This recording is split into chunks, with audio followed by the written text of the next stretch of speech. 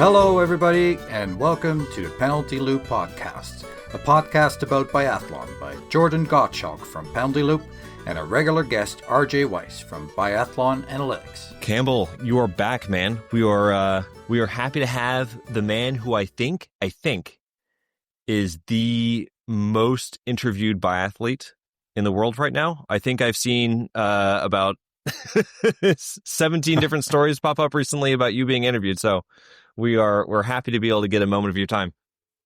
Yeah, there's another one coming out on Monday as well. So, oh my gosh, yeah, you're a busy they're dude. everywhere. Oh, Have man. you hired somebody to manage all of that, or? I just Not like quite. to say yes to everything, and sometimes I arrive a bit late, like today. Yeah, It's worth that's all waiting good. for. It's always entertaining. That is it's pretty wild. Was it that way? I mean, is that a more recent thing for you over the last couple of years, or has that been? I mean, I imagine a New Zealand biathlete probably gathered a lot of attention for interviews beforehand, but it really feels like the last year and a half you've been in high demand. Well, it was like when I was with New Zealand, it was more like the circus act kind of thing, you know? People want to interview me just because I was from a weird part of the world. Yep. But yeah, the last 2 years, it's been a bit more about Success. like how did I manage to do it in a way, which was through meeting the right people, which I think is everyone's answer always to how they get to where they are. So, yeah, definitely the last year and a half has ramped up. Last 6 weeks, it's really gone crazy. So, Oh my gosh. Well, that's actually what I was going to mention was because it kind of drove me a little bit crazy. But you know, there were all these stories that popped up. I think it was last week or 2 weeks ago about. I think the direct quote was something like Europeans have a stick up their back or something like that. And it felt like everywhere I looked, there was somebody making this story about it. And I was like, having spoken with Campbell a couple of times, like I'm sure he said it just like in a jovial, happy manner, but it made it sound like you were yelling at all these European athletes to loosen up. yeah, that one got taken out of context a little bit. I remember the exact interview. I said it as well. And Yeah. yeah. But as I said, I'm not too concerned. Anyone who's ever met me knows that I'm not hating anyone. You know, it's all good. But yeah, if you ask my opinion, I'll say it. So a wee bit taken out of context, but I don't know. It's good for the sport. That's that was my feeling too. And anything actually, for the sport. yeah, exactly. I It's just- summer months, media outlets are Exactly. bored. oh, Now, the people listening I- to this podcast don't see it, but we can see a picture of Campbell running around bare naked in the streets of Livigno there. Just anything for biathlon, right? Yeah, anything to watch. oh man, yeah, man. So, how's life? How's Livigno? How's everything going? Yeah, good. So we just finished up the month in Utah, and then I got 1 week in Innsbruck. That where I kind of stayed for the summer, and then Loop 1, and now we're doing almost 4 weeks in Livigno, and it's going great. They open up the track on Monday, and there's a lot of skiers here, and from the US contingent, it's me, Maxime, and Paul. But I think also Sean and Grace and Bjorn are coming later, like maybe in a week or so. Okay. So, yeah, a lot of us. Zach Ketterson's here. Zach Ketterson's a cross-country skier from US. So, yeah, it's a big party. Good, Any man. You Aussies guys got- or New Zealand? Project 509 gets here in 5 days. Another Aussie guy gets here in probably about 6 days. So no New Zealand skiers, sadly, other than me. But yeah, it's the whole world's here, it seems. Is Project 509, is that one of the professional teams from Norway or Sweden? Or I wish. It's an Australian with an Instagram dream of going to. It's Okay. Boris Stanish. He's an Instagram sensation in the biathlon world. Okay. Yeah, It's funny. We'll Just have to get him on next. completely off topic, but when you have your camera lower on your face, you look a lot like Michael Schumacher. I don't know if you've heard of him. I'll take that. I'm happy with that comparison. It's yeah. So is there any fresh snow, or is it all man-made, or last year's snow, or? It's all man-made, but they did actually get a bit of a dusting 2 days ago, which actually really Okay. helped the course. It was quite icy, and then a little bit of man-made snow in there actually just made it quite good skiing. But it's cold enough for it to be good conditions also in the afternoon, which is super nice. So we're not just skiing in the morning on ice and then the afternoon on slush. It actually stays pretty good. Nice. Even with all those skiers. Pardon? Like you were saying that there's so many skiers there, then the fact that they still keep the track in good condition is pretty impressive. Yeah, they do good. It is just like a Ferris wheel. They got 2Ks and it gets pretty clogged at peak time, like, 10 o'clock, 9 o'clock. It's pretty busy. Yeah. Well, RJ and I were just talking about the transition going from roller skis to snow skis, because I think, RJ, you were out on your skis for the first time. Last Monday. Yeah. So is it, at this point in your career, is it just so smooth? You just switching right back to snow skis, or does it take a week or two to be like, oh yeah, I've got these big long things back on my feet? Maybe not a week or two. Maybe like the first session, maybe like the first hour.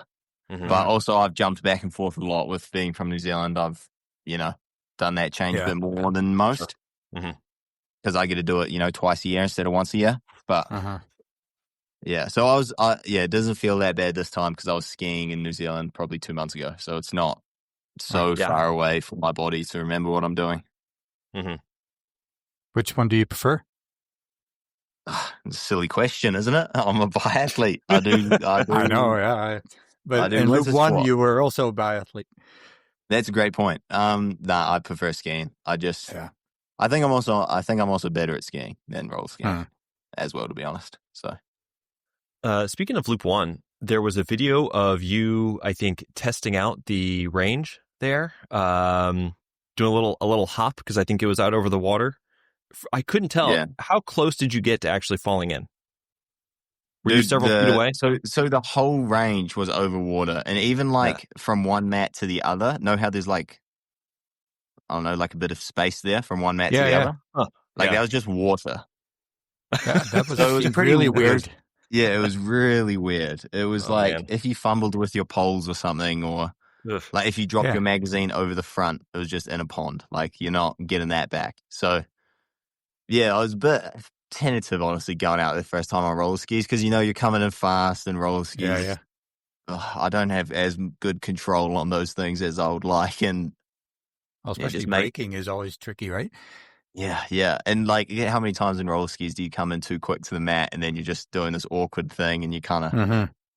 So I was a bit like, oh yeah, just be a bit careful getting out there. It's you don't want to lose anything in the pond, but so the water is always there.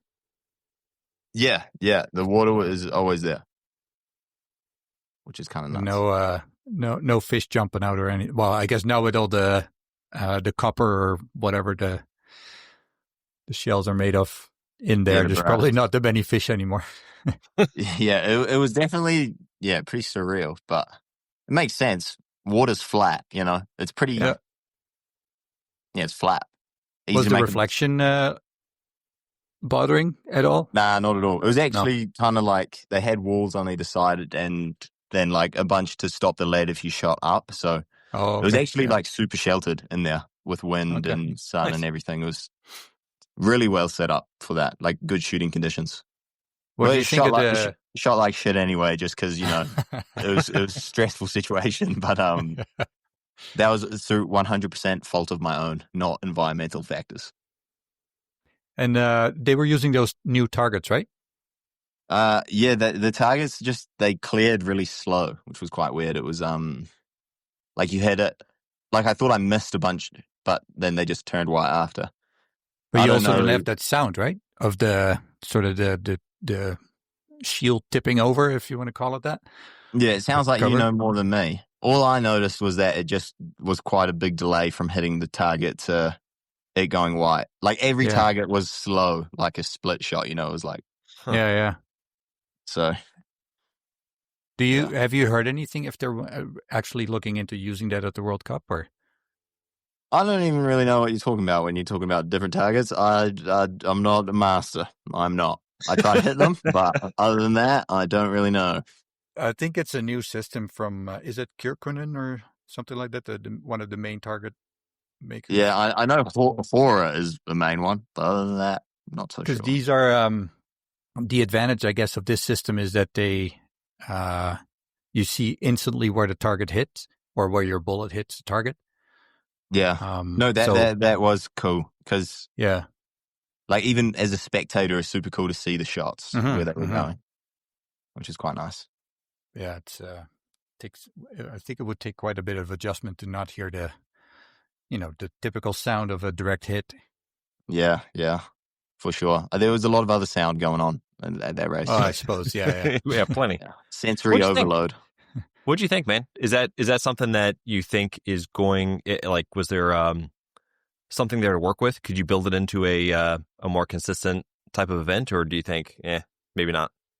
Oh, yeah. I think all the biathletes there would rather do that than like a summer world champs. I think they also threw a bunch of money at it, which helps, you know. If you get 12,000 euro for winning, I think everyone's pretty happy to give that a crack. So sure, it's it was a lot more like a biathlon race than the other like kind of show events that I've done, which was nice. Like a bit more, felt a bit more like a real race. It still wasn't a real race. Like the shooting was heavily favored, but it was no, it was sweet. It was something I would love to go do again. It was awesome. IB did a really good job there, I think. Also getting the people out. I was a bit surprised that they can't find a way to widen the tracks a little bit. Yeah, it was pretty narrow, but also it's one where with a course like that flat, it's pretty hard to ski time into anyone, you know. It's pretty fast moving, especially if you're in the draft or something. I think everyone's pretty happy just to stay in the draft and enjoy the ride. What was the rolling start like in the finals? Because they sort of like introduced you guys somewhere else and then rolled up to the start. Well, I think half of us didn't even know the race really started because they were like, "Oh, it's going to be a rolling start," and I think the people at the front kind of got the memo that the race was on, but I was because they were like, "Oh, just go slow for the first bit," and we're going slow, and then next thing I was like, "I'm not really going as slow anymore, are we?" Like it's so. I think that took some getting used to. I think if I did it again, I would understand it a bit more. But yeah, first time it was a bit confusing.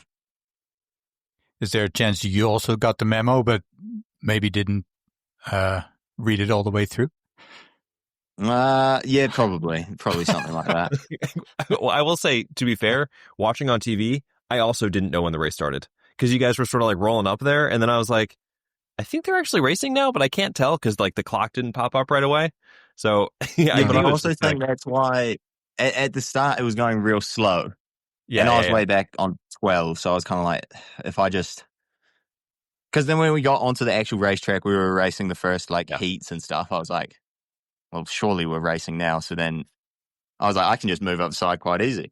Just moved upside and went to the front. And I was like, perfect. And I think I wouldn't have been able to do that if the guys at the front knew that the race really was like on, you know? Yeah. They just sort of thought you were just being Campbell and going around to the front because why not? Yeah, exactly. Why not? Did you see the finish of the previous roller ski race with the two Frenchmen? No, I did not. No. You must have heard about it or not? Also, no. In Dresden, the city biathlon? Yeah, nah, didn't hear about that. Oh, okay. Was it drama? Was it fireworks? Well, it was drama and fireworks, man. Quentin Fillon-Maillet was taking the last, couple hundred meters, taking it easy because Perrault was pretty far behind him, but then Perrault kept pushing and passed him basically in the last couple of meters. And QFM was not pleased. Didn't get the memo. Perrault didn't get the memo that he was supposed to just chill out. Yeah. But dude, Eric is strong at the moment, huh? Dang. Oh my God, yeah. Dang. Is that who would you pick as your favorite other than yourself for the upcoming season? Well, honestly, before this race, I was like, if Eric can beat me on a flat roller ski course weighing probably 15 kilos less than me, we're going to be in trouble. And then he just like skied a lot of time into me on a flat roller ski course, 15 kilos less than me. And I was like, oh, dang. So I think he's looking pretty good. Not going to lie. Yeah. That was pretty spectacular. Yeah. I think some of the concern coming into the weekend, there was like, is it worth coming in for just one day of racing? But it seems like the response afterwards pretty positive. Like you just mentioned earlier that, seemed like it was a pretty good event all around. Yeah, because also I wasn't too keen to go. I was like, I'd much rather just continue like an altitude block in Livigno. Mm-hmm. But then Emil, my coach, kind of was like, "No, we could. Like, it's in Munich. It's gonna be easy. It's gonna be one day. You're gonna come in, hotel." And I was like, yeah, okay, fine. And then if I could go back in time, I would have done it 100%. Like, it's super sweet. Nice. And I think it's good that it went that way because I think IBU's not going to have a hard time finding people next year. Good deal. Right. Yeah, it was fun to watch. I mean, from a production perspective, they did great with the drones and with the guys on the scooters. I don't know what it was like skiing with the guys on the scooters around, but it gave us a great view. It was just random. It was actually quite funny. Like you ski and you see this guy and you're like, what the heck? But, was it a scooter or was it a Skagway or one of those? No, it was like a one wheel thing. Yeah, it was like one wheel deal. Yeah. It was super random though. I don't know. It made me smile. I enjoyed it. Yeah, it was fun to watch too. I think before Loop 1 was the day before, 2 days before. I think it was you and Anna Gondler and I think obviously Birgit and then Amelia and Claude. You guys did an escape room. Yeah, never done one of those before. That was. Did you get out? Yeah, we did. We used a few hints, not gonna lie, but yeah, we made it out. We made it out. We were joking that we were just we were saying that IBU is gonna love 4 different nations all hanging out. We're like the IBU is gonna eat this up. Yeah, it was an advertisement right there. Yeah, exactly. No, but that was good. That was good. Also, Emilian and Anna Gandler, they're super nice. So they just organized that whole thing, and they just told me and BB to show up at 6. Which was that that's a bit more my style, you know. Show up at 6, I'm down for whatever. So no, it was sweet. Was that in Innsbruck or? Yeah, in Innsbruck, because me and BB got an apartment there this summer, and then Anna lives there too. So nice. It's all training up in Seefeld. Just get Emilian over there, and you guys are good to go. Yeah, exactly. I don't know if the French team will let him do that, but yeah, that bum, he just needs to move. Yeah, exactly. So is it mostly training in the next couple of days? Yeah, just training, just business as usual, you know. It's nice because we're getting to the time of the year where we can kind of start actually training hard, like, you know, actually doing quite hard intervals and making your legs hurt a wee bit, which is good. So we do so much L1 and L3. Sometimes I'm a bit scared my body's going to forget how to actually go fast, but I'm in the first few weeks of that process now. Still got a while until the first race. So, but no, it's good. It's awesome. Livigno in this time of year is, I think, one of the best spots to be. So that's why every single skier is here at the moment. We were in the gym this afternoon and it was a madhouse. There was like just people walking all over each other, just so many skiers, probably like 60, 70 skiers in this tiny gym. And it was full gas. And how do you feel about, getting the risk of getting sick with so many people in smaller spaces in there? Getting sick's part of the game. Also, getting sick this time of year, I'm pretty used to it by now. I've done it 3 years in a row, so I think part of life. I think like maybe the week or two before the Olympics, try to lock in a little bit. But other than that, I'm pretty comfortable with knowing I'm probably going to miss a World Cup or 2 this year because of sickness. Right. That's just the way it goes. And honestly, now this far out from the first race, I think I'll be fine if I got sick right now. I was gonna say, I think exactly a year ago when we chatted with you, you were sick. Yep, I sure was. And I'm probably going to get sick in the next 2 to 3 weeks, is my guess. I was going to say, that's exactly, is that now you talk to us, you're going to get sick. It's Yeah, the penalty loop curse. I'll touch wood, but I still am pretty. Yeah, it seems to be my burden that I carry. Like you said, I think getting sick now is like it's fine. I'd rather do it now than in a month and a half, right? When the middle of the season. Also, if I'm too fragile with myself, I think I'll just make my immune system weak and kind of dig myself into a hole. So that's kind of my idea when it comes to that kind of stuff. Is the more I can expose myself to now, the better I'll be in the race season. Yeah, that's not the most popular opinion amongst skiers, not gonna lie, but yeah, that's my opinion. Works well for you. It definitely seems like you don't have a lot of stress about it, so I think that's already an advantage over a lot of other athletes. Yeah, I think that honestly, the psychological toll and the stress people have trying to avoid sickness, I think in a way actually makes them get sick. Not makes them get sick, but it can't be Doesn't good, help. you know? Yeah, exactly. Doesn't help. You're not wrong. That kind of stress, like it actually does increase your, like it's a prolonged, sympathetic nervous system response and will eventually break down your immune system. So you're not wrong. Like there is science behind it too. So you gotta learn how to relax. Yeah, well, it's one where it's like you know how to relax. You're very good at it. Yeah, I'm well practiced, but it's one where the season's so long. Like, it's one like you're gonna miss a race. You're not gonna hit 3.5 months perfect. That reality doesn't exist. So I've just made peace with that. And honestly, my life is great. You know, I go get a coffee when I want to get a coffee. I'm in a gym with a bunch of skiers, and I'm like, damn, there's a lot of skiers. That's great. But yeah. A lot of chatting between the skiers and the biathletes, or is it kind of different? Well, a lot of them are just like French, or a lot of Russians here as well. Okay. Yeah, I'm always down to chat with whoever. Actually, the people who I chat with are the Livigno locals because I know them and like a few of the Austrian junior teams here. So, fun talking to some of them, and then I don't know Philip Lipovitz, the biathletes here, talking to him. So there's plenty of people to chat to while I'm out there. Oh yeah, nice. Yeah.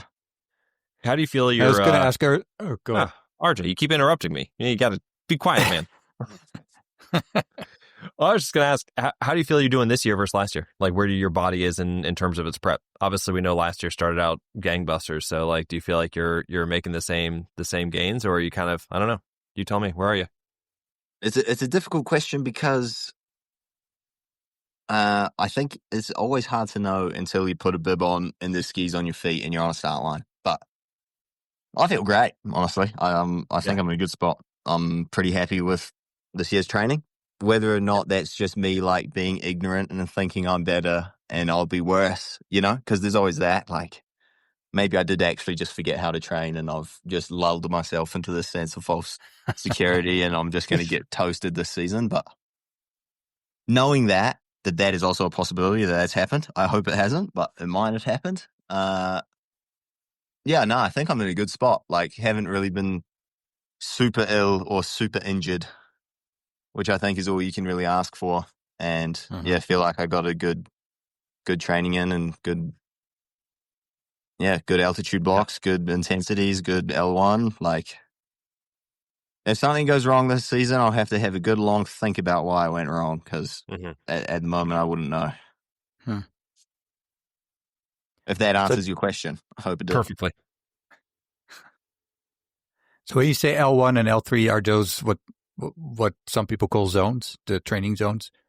Yeah. So L1 is just like easy slow, and then L3 is like 2.5 to 3.5 lactate is kind of what I go off.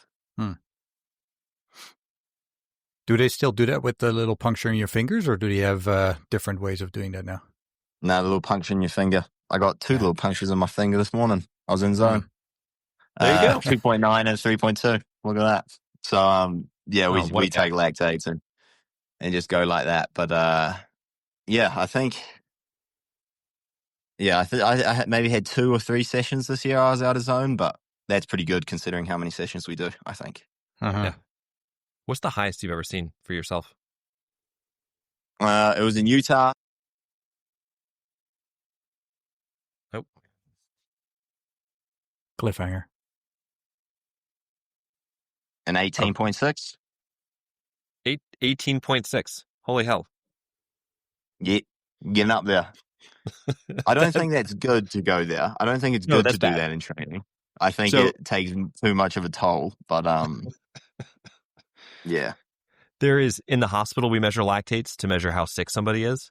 And you Yep. get an alert in the computer if you get a lactate over 4, just to give you some frame of reference of what bad is, in terms of like when we get scared. Okay. 16 is scary. Like you would have had a lot of people very worried if you were in the hospital. No, 18.6. Even worse. Yeah. No, I'm a producer. I'm a producer. Well done. I haven't seen a number that high this year yet. Not yet. How did you feel at that point? Oh, I felt horrible. I blew up with like 2K to go and just kind of walked my way to the finish line. It was not the best way to race a race at all, but yeah, you live and you learn. Yeah. Well, maybe I don't learn because this year at Utah I blew up pretty much in the exact same fashion. So, yeah. What is it about that course you don't like? I just start the last loop too quick. I'm like, one loop left, and then I get probably halfway into the loop, and then the wheels really fall off. And I think at that stage, the blow up is a bit more aggressive because we haven't done much like higher intensity stuff. Mm-hmm. So like that real high end just kind of isn't there yet. But I reach for it as if I'm in peak fitness in the winter, and then it just isn't there, and then I end up really hurting. But it's a good sign. It's par for the course. And hopefully it doesn't happen in December. Hopefully I can finish that, get that last 2K sorted out. Yeah, absolutely. Do you ever look at Emilien Jacquelin's strategy and say must start to learn? I don't think he's a tactical genius, if I'm being 100% honest. I don't think I'm a tactical genius either. But yeah, I don't think that's kind of my style. Last year in Oslo, like on that second lap of that mass start, I think he just skied like 5 seconds in front of a pack of like 10. Mm-hmm. And I remember being back there. I'm like, dude, you would have a lot easier time just kind of waiting 5 seconds and skiing with us than what you would just being like, but to each their own. He's a showman, and that is more of a show. So depending on what your goals are, kind of depends on how you race, I think. I think he can't stop himself from doing it. Yeah. I think he's a good guy to watch though. Like I think people watching him because he does do a bit more of that kind of style. And it's still like, even when you're like 5-10 seconds behind and maybe, at some point gets 12 or 15, it must create some unrest in the group behind, thinking, okay, am I going to have to start thinking about catching up with him or push a little harder, or do you just completely race your own race? And no, I'm not at the stage in my career where it's not my job to close anyone down, especially if I'm in the front group of a mass start, So maybe one day I'll think about that, but at the moment I'm just like, I'm in the second group behind one guy. I'm just sitting here relaxing. I couldn't care less what he's doing up the front. Right. Yeah. One step at a time. I know I'm not a strong enough skier to bear. So you'll go along if they try to catch up. Yeah, of course. Yeah, of course. But luckily that responsibility doesn't fall on me in that group, But I guess what I was going for is that by doing his thing, he does create that sort of, pushing other people to maybe go out of their planned strategy. Or I think, honestly, if he's out front, I think people are a bit more chill. If it was Johannes Bo, I think then everyone would be a bit more nervous. It's well, or they're chill because they're like, well, if he shoots well, then there's no real way to catch up with him. Anyway. Yeah. I think it depends a lot on the person out front, because he's kind of known, for being like kind of blowing up, going out hard. Mm-hmm. Yeah. But someone who's known for a bit more like keeping it in, like if it was Eric or Quinton or Johannes or Samuelson or it is funny how the reputation you have kind of dictates the race and how people respond to what you're doing. I think that's a fun thing, getting to race more mass starts this year. And like pursuits, where kind of the racecraft comes out a little bit, and it's a lot more enjoyable actually than just a sprint or an individual. There are a lot more tactics. It's not just, running your own individual race.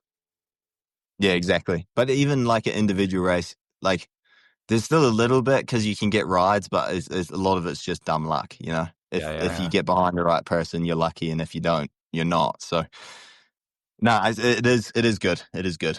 The mass starts and the pursuits when it comes to that, and I enjoy the race situations a lot. I think that's probably what I think about most while I'm training is just like race situation, just trying to figure out how to get the most out of myself. Yeah. And one I haven't figured out is if I'm on the last loop with Ponce Loma, I'm fucked no matter what. I've thought about it. I've thought about it for hours and hours and hours, and I just see no way of beating him on the last loop if it's me and him. That's actually a pretty good lead in to my next question, which was going to be, if you're in a pursuit or you're in a mass start and you're in a chase group, who do you want to be in that group with you? Because we know, like, when we saw you in Oslo, you got to hitch on behind Samuelson for a little bit, and you guys made up some pretty significant ground. Is there who do you want in your chase group that is going to help you, like, to move up or do what you need to do? I quite like having Tommy G, because I know he's not going to look at me to go in front, honestly. He's a super strong skier. Yeah. He's a super strong skier, and yeah, he'll let me sit on him. Like, I know he will. And he's kind of right at the level where me hanging on to him, I'm right on my limit, I can't really do much more than that. So even if he does look at me for a turn, I can't really do much, if I'm being honest. But he's a great guy. Also, Langrid is a great guy because he's not afraid to just take it on by himself as well. Mm-hmm. So pretty much anyone who's a good skier and isn't gonna look at you for help, Sure. Yeah. So Tommy G and Sterler, I would say, are two good ones. Nice. See, maybe now we can see Emilien Jacquelin surprise everybody at the Olympics by staying in the back. Nah, he won't do it, dude. Where everybody's getting nervous because they're like, what's going on with him? What is he doing? I don't know if he's capable. No, I don't think so. Dude, also every now and then I can't help myself, though, especially if the pace is slow. Yeah. Like really pedestrian. And it's like skiing in a group of 30 skiers is honestly a bit hectic. And I'm not very good at it. Like skiing in the middle of a group, I much prefer being at the back. Mm-hmm. Being in the middle is kind of stresses me out a little bit. And I feel like I use more energy in the middle than I would at the front going slow. Only if it's going slow, though. If it's going fast, not the case. But if it's like, if everyone's just kind of looking at each other and we're just kind of doing the parade lap, I think the front is a better place to be, How wide out are your elbows, would you say? Are you, like, do you create your own space? Or are you pretty easygoing? Or I don't know. I just will use my voice, honestly. If someone's coming in, I'll just tell them, maybe not so politely, to kind of give me a bit more space, please. But I can manage. I can manage for myself. Yeah. Did you have a favorite race last year? I can think of one or two off the top of my head, but was there anything that was like,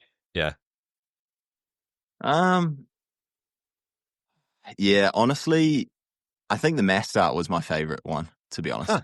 The mass start at World Champs. Yeah. Because that was just, I don't know. As you said, it was just like the racecraft, Everyone in the group, everyone moving around. And also the pursuit had a lot of that as well. But I'd say, World Champs mass start was pretty sweet. Pretty happy with that and how that went. That was an awesome race. It really was. Obviously you came in fourth, but that was overall, just as a viewer, that was a great race too. Yeah, the Norwegian triple was a bit tough, not going to lie. The Norwegian triple 1, 2, 3 was, I don't like it when it's like that. But I think also that lead chopped and changed a bunch, and it was like forward and back. So, being in that race was pretty sweet. you were right there at the end. I mean, until Johannes decided that he was going to grab his bronze. Yeah. But it's nice when you're in a group of like 8 people, and you hit the point, on point 10, but point 1's still there. So it's kind of like we were kind of always like those top 10 guys were always pretty close until the end, which is, I don't know. I think that's what you want in championship racing. You don't want someone just running away with it. Mm-hmm. Did it ever make you, like, do you ever feel when there's, you're skiing with 3 Norwegians that there's some teamwork going on, or is it too hard to even do that? If there is, I don't know. I don't think it would concern me very much. I think the Norwegians are pretty competitive amongst themselves. Like, that's a team where I think it's pretty cutthroat. I don't think there's going to be the most. I think everyone's out there for their own result, just because of the nature of the team and how hard it is to get on and how easy it is to get sent down to IBU Cup. I think there's not really much that's going on there. Yeah. Maybe I in the can't say French I've ever team seen a him. little bit more. Maybe in the French team there's a bit more of that. But in the American team, you guys are going to have some tight competition for making the World Cup squad too. But I'm looking forward to those races. I really think the US men's team is going to be really fun to be a part of this year. I think we got Paul Schomer back, which is good. Oh my God, yeah. His knees, his knees holding up. Yeah, he looks. We did some intervals with him today, and he was absolutely flying at the end there. He dropped me at the end big time, but he was moving well, and Max is a beast when he's on. He's a tank, and then Sean, Jake, Vincent, Vašek. I don't know, man. It's going to be tight. It's going to be tight competition in that next race. It's a solid group. And that next trials race we got, I'm lucky because I've already qualified, so I'm kind of pressure's off a wee bit, So it makes me be able to enjoy watching those races a lot more because I don't really need to worry about my own performance so much. And put the 4 you guys out there for a relay. I mean, you guys are going to be pretty solid. I reckon we got a chance at a podium. I reckon this year we'll get. I think if the race is right, I think we can get a 3rd in a men's relay. We guys have had a handful. The race of needs top to be fives. right, though. Yeah, a handful of top 5s already. Yeah. I mean, not that far back. I think you guys are only going to be better. Yeah, hopefully. Fingers crossed. Speaking of podiums, real quick before I forget, because I had this question in my mind about 5 minutes ago.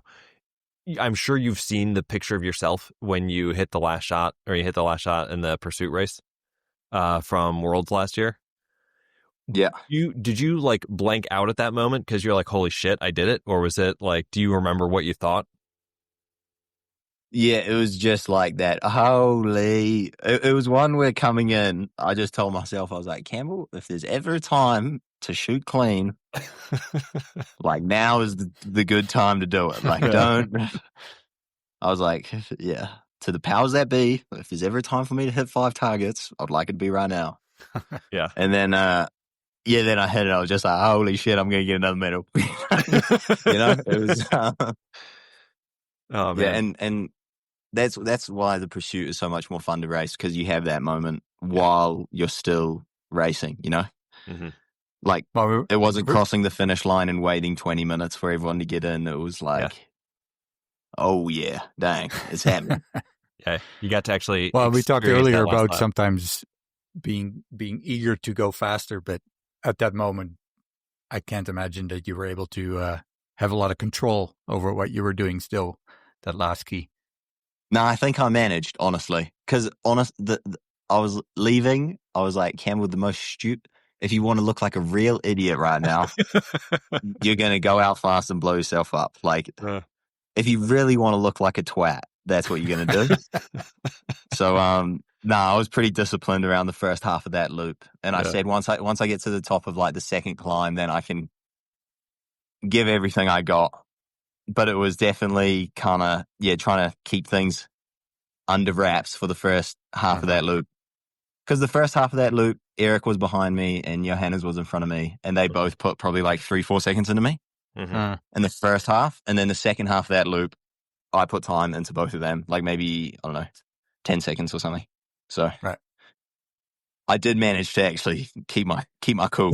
Yeah, no, that's awesome. How many coaches did you have around that last lap, or how many staff around the amount of staff was insane. We had 1, 2, 3, 4, 5, 6, 7, 8. Probably like, sorry, there's a. Do you know what an uppy car is? Yeah. Yeah, a little uppy car just went by. Probably about 8 staff around that course. So, and when they're all going nuts, you got to be like, okay, Campbell, chill. You haven't got to the finish yet. You know, it's yeah. Many other nations that you could totally feel like they were cheering you on and stuff. They were. Oh, pretty much every other nation, I think. To be honest, it was. That was a real sense of like everyone getting behind the little guy in a sense, you know, because I think if you're not a European team, everyone's so happy to see you do well, just because it's something new, you know. It's So I think just being part of US, just like racing for America, everyone was just happy that it was, you know, not the usual schedule programming, you know, something a bit new, something a bit different. Yeah. So Jordan's question made me think of another question I had. I was going to ask you, so you have that picture of you hitting your 5th shot. And then there's another picture that probably got shared a lot of you, fake handshaking the president of the FIS in Oslo. Oh yeah. Which one have you been asked about more? Honestly, I've been asked more about the handshake one just in casual conversation, and more about the other one and more interview style things like this. But he left me hanging. What a dog! I know. I know. I think you dealt well with it. Yeah. Well, when you got to shake your own hand. Yeah, it's tough. It's tough out there. I make do. You were mentioning all the different nations cheering for you. You know, that's something that we experienced too when we were in Oslo. You know, it was the craziest thing. You know, I think RJ even turned you at some point. It's like, obviously the Bow brothers were getting huge cheers, and then it was like, Campbell, you were the guy they were cheering for, like the next loudest after that. I was like, this is the craziest thing that an American is getting this much cheering. Yeah. Does that happen everywhere? No, that was nuts. That last trimester felt like kind of like a victory tour in a way. Like generally like going around the track, warming up, I'll talk to one of my mates, I don't know, like Otto or Planko or one of the guys who's willing to chat before the race. And like I remember in Novo Mesto just going out for the warm-up chat, like the warm-up ski, they were chatting, and Planko just told me, he's like, dude, I can't even fucking talk to you anymore. Like it was just cheering, and it was kind of it was kind of surreal, honestly. It was. I don't think I'll ever get that much cheering again, so I kind of enjoyed it while it lasted, if that makes sense. It was it was nuts that last trimester how much the fans got behind me. Well, I think it took you like an hour to get out of the stadium, and you were signing so many autographs on the way out. Yeah, that's something I haven't mastered that yet. Don't master it. The pros can just walk by, but I just can't. I just can't. I'm just like, man, if you've sat here after the race and you've waited for me to come, I got to sign whatever you're giving me. Like, awesome. Oh, good for you. Especially if it's the last race of the year, and it's like, what am I going to go do? I'm just going to go drink a beer. Like, I'm not. I got nowhere to be. Yeah. Yeah. Right. Yeah. Yeah. Well, yeah. I've never been in that position, so it's even for me to say, but when I see top athletes in any sport walking by, like a 5-year-old who's probably been standing there for an hour to just, see you for a second. Yeah, it's tough. I feel like I get a lot of ones where they went there to see like Johannes or something, and then say Johannes didn't stop, and then just get Campbell's, which but I'm happy to do that. I like to think it's just converting one fan at a time, you know? Yeah. Oh yeah. No, it really is though, right? I mean, it's those personal interactions that those especially the kids, they'll remember forever. Yeah. It's pretty sweet. Lucky position to be in. Mm. So if you go back in a little bit, any games, board games, card games planned, or just straight to bed? Or? No, I think I've picked up reading again. I realized the other day I hadn't read a book for 3 years, and I was like, "Oh, that's pretty bad. We should probably read a book." So I'm a big reading kick at the moment. What do you got right series now? Or the Aragon series, the dragon one. But it was the reason I'm reading it is because when I was young I read a lot. And I attempted this series and I got to the third book and it was just like too big. And young, like 13-year-old Campbell was just like, nah, I can't do that. Like, it's too much. So then that kind of killed my reading career. But I'm coming back a decade later to get revenge and finish. Nice. So that's what I'm attempting at the moment. Finish the first book, onto the second book. So there we go. Are you reading them on like a e-reader, like a tablet? I just read them on my phone. There you go. Yeah. Easy. Yeah. I was going to say, lugging those things around would be a lot of work. Yeah, exactly. My suitcase is pretty slim down. It's pretty sleek, pretty streamlined. Speaking of your room, I think I saw, was it like a gallon of Nutella? How much did you guys get? Yeah, 3 kilo. 3 kilo? It's almost a gallon. Have you? Yeah, it was. How much is left? We still got a while to go. 2.5 kilos still to go. But Paul does Flapjack Friday, so he makes pancakes every week and gets everyone together. And it was one where he was like, if we just got that, we could just have Flapjack Friday like topping just sorted for the next wee while. And I was like, yeah. And then he kind of jokingly said like, yeah, we'll get it. And then I just went and got it. I was like, yeah, come on. Like, it's going to get even. It's going to get even, I'm sure. So, yeah, that's going to be our new traveling pet, I guess, is the big Nutella jug. Big Nutella jug, yeah.